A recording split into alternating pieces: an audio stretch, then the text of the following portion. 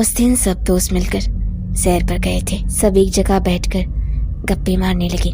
तभी उनमें से विनोद ने एक इशारा करते हुए सुधा को वहां से उठने के लिए कहा और फिर सुधा और विनोद वहां से उठकर आगे की ओर चलने लगे। विनोद और सुधा का रिश्ता बहुत अच्छे से चल रहा था।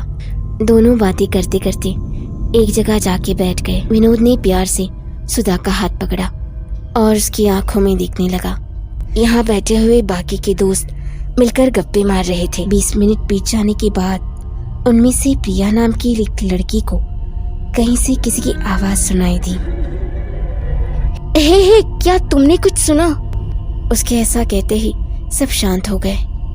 ध्यान से सुनने पर वो आवाज सुधा की लग रही थी। उस आवाज को सुनते ही सब उस आवाज की ओर भागे। सुधा बहुत ही डरी हुई थी। उसके सामने ही विनोद गिरा हुआ था और वो बहुत ही डरावना बर्ताव करने लगा था। उसे ऐसे देख सभी हैरान हो गए। आखिर उसे हुआ क्या था? शाम के कुछ 6 बजे सुधा अपनी एक दोस्त प्रिया के साथ रूम पर आ गई, जिस रूम में वो और 2 लड़कियां रहती थी। सुधा ने डोरमेट पे कदम रखते ही सुधा दर्द की मारे जोर से चीखी, आहा मेरा पैर! सुधा के पैर से अब खून आने लगा था।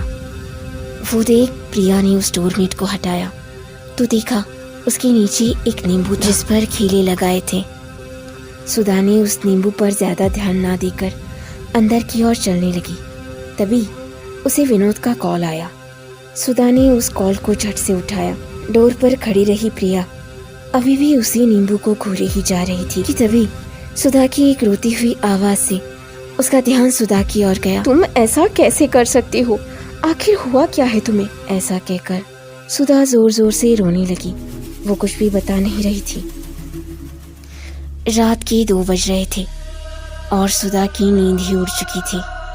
सभी गहरी नींद में थे, लेकिन उन्हें छोड़कर और एक भी थी जो अब तक जाग रही थी। मोमबत्ती के उजाले से उस पूरे कमरे में रोशनी आ चुकी थी। उस डोर से बाहर आती हुई रोशनी को देख सुधा अपने बेड पर से उठकर उस डोर के पास जाकर खड़ी रही। सुधा ने धीरे से झांककर उस डोर से देखा।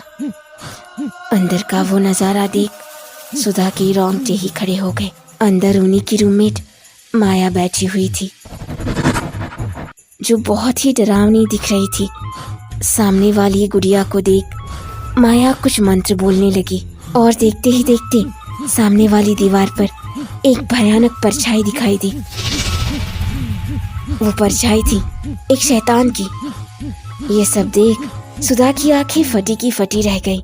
माया ने उस शैतान से कहा, मुझे वो चाहिए मुझे वो किसी भी हालत में चाहिए। उस पर शैतान ने कहा, कौन है वो?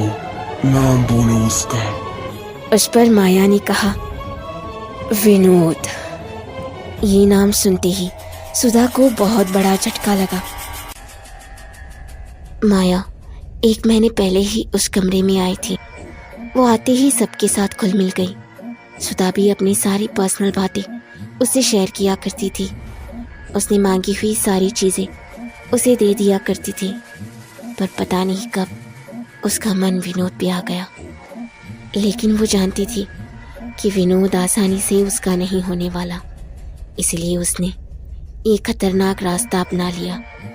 लेकिन उसे ये नहीं पता था कि उसने जिस शैतान को जगाया था वो एक खून का प्यासा था। सुधा को गुस्सा आ रहा था और गुस्से में वो उस कमरे में गई। हमने तुम्हें बहुत अच्छी लड़की समझा था, लेकिन तुम तो छी! बंद करो ये सब अभी के अभी। सुधा की इन सब बातों का माया पर कोई भी असर नहीं हुआ। वो बस अपने मंत्र बोले ही जा रही थी और अब देखते ही देखते वो गुड़िया भी काली पड़ने लगी। इससे पहले वो शैतान विनोद को कुछ करे, इस डर में सुधा ने गुस्से से बगल में रखी हुई कांच की बोतल को माया के सर पे मार दिया। माया को उससे ज्यादा दर्द तो नहीं हुआ, लेकिन उसके सिर से थोड़ा खून आने लगा था।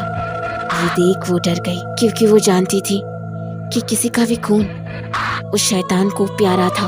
डर के मारे वो वहां से उठने ही लगी थी कि तभी कहीं से वो शैतान आ गया।